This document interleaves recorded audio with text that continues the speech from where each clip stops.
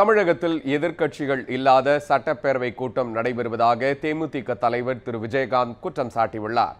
சிவகங்கை மாவட்டம் காரைக்குடியில் தேமுதிக சார்பில் நடைபெற்ற மாற்றுத்திறனாளிகளுக்கான நலத்திட்ட உதவிகள் வழங்கும் நிகழ்ச்சியில் அக்கட்சியின் தலைவர் திரு விஜயகாந்த் கலந்து கொண்டார்.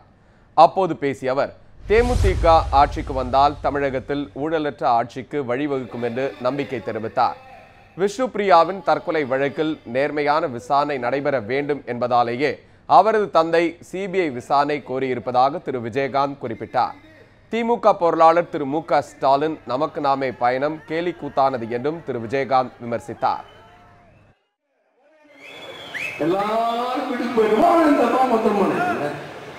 அதாவது நான் அரசியல் ரொம்ப புனிதமான கலைஞர் அவர்களுக்கு எதிர்த்து செல்வ விஜயகாந்த் இல்லாம அவரே சொல்றாரு எதிர்த்து செல்வணும்.